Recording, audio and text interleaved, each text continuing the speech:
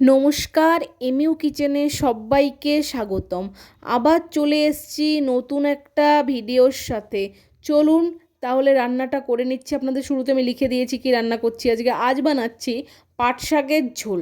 দেখুন, প্রথমে আমি একটা পাট শাকের আটি নিয়ে নিয়েছি। এরপর পাট শাকটা আমি ভালো মতো ছাড়িয়ে ধুয়ে তারপর আপনাদের দেখাচ্ছি। দেখুন, আমি শাকটা বেছে তারপর আপনাদের ধুয়ে দেখিয়ে দিলাম। এরপর চলুন শাকটা আমি কেটে নেব। চলুন শাকটা একটু ভালো মতো আপনাদের দেখিয়ে দিই। একদম কচি আর খুব সুন্দর। আর আপনারা দেখবেন আমি কিভাবে কেটে নিয়েছি কুচি কুচি করে। দেখুন, আমি শাকটা কুচি কুচি করে কেটে নিয়েছি, এটাও আপনাদের দেখে নিলাম। আমি চাইলে আপনাদের দেখাতেই পারতাম আমি কীভাবে কেটেছি। শাক কেনা কাটতে জানে, সবাই কাটতে জানে, তার জন্য দেখুন কেটে নেওয়ার পর দেখিয়েছি। দেখুন, রসুন থেতো করে নিয়েছি, লঙ্কাও তার সাথে থেতো করে নিয়েছি, পেঁয়াজ কেটে নিয়েছি কুচি করে, আর একটু কুচি করে আলু কেটে নিয়েছি। চলুন তাহলে কড়াইটা বসিয়ে দিই। দেখুন কড়াই বসিয়ে দিয়েছি, কড়াই গরম হয়ে গেছে। এরপর তার মধ্যে খুব অল্প পরিমাণে সর্ষের তেল দিয়ে দিলাম, একদম অল্প। তারপরে দেখুন আমার কাছে কালো জিরে ছিল না, তাই আমি গোটা জিরে ফোড়ন দিয়েছি। তার মধ্যে থেতো করা রসুন আর কাঁচা লঙ্কাটাও দিয়ে দিয়েছি। এবার পেঁয়াজটাও ওই তেলেই একসাথে সব কিছু দিয়ে দিলাম। এরপর ভালো মতো নেড়ে নিচ্ছি। দেখুন আমি ভালো মতো নেড়ে নিচ্ছি, একটু একটু ভাজা ভাজা করে নেবেন। দেখুন ভাজা ভাজা করে তারপর আপনাদের দেখাচ্ছি আমি।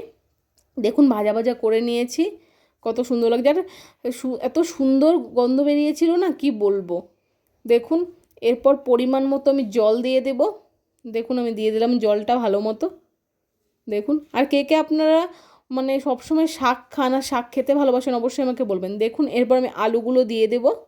দেখুন আলুগুলো কত সুন্দর কুচি কুচি করে কেটে রেখেছি, আমি আলুগুলো দিয়ে দিচ্ছি ভালো মতো। দেখুন, তারপর পরিমাণ মতো নুন দিয়ে দিলাম।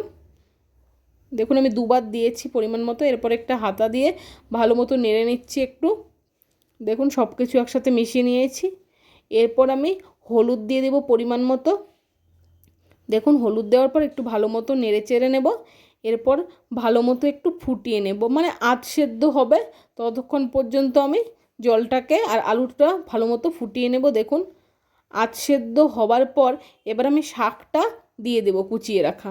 দেখুন আমি শাকটা দিয়ে দিচ্ছি ভালো মতো, পুরোটা আমি দিয়ে দেব। দেখুন আমি দিয়ে দিলাম। এরপর ভালো মতো আমি নেড়ে নিচ্ছি সব কিছুর সাথে, মানে আলুর সাথে, তারপরে যা যা দিয়েছিলাম তেলের সাথে ওই সব কিছুর সাথে ভালো মতো মিশিয়ে নিয়েছি। আমার মনে হচ্ছিল জলটা একটু কম হয়েছে, বুঝলেন তো, তার জন্য আমি একটু মানে এখনই আবার আর একটু জল দিয়ে দেব, তারপর আমি ঢাকা দেব। দেখুন আমি নেড়ে নিয়েছি, শাকটা দেখুন কতটা কমে এসছে। তার জন্য আমার মনে হলো যে জলটাও হয়তো একটু কম হয়েছে, তার জন্য আমি আবার দেব। এই দেখুন দিয়ে দিলাম। এরপর দেখুন আরেকবার একটু ভালো মতো নেড়ে চেড়ে নেব। তারপর আমি বেশিক্ষণ ওই 10 মিনিটের মতো ঢাকা দেবো, কিংবা 10 মিনিটের কমও আপনারা ঢাকা দিতে পারেন, কোনো অসুবিধা নেই। দেখুন 10 মিনিট পর আমি ঢাকাটা খুলে নিয়েছি। যদি আলুটা শাকটা ভালো মতো সেদ্ধ হয়ে যায় তবেই ঢাকাটা খুলে দেখবেন, ঠিক আছে।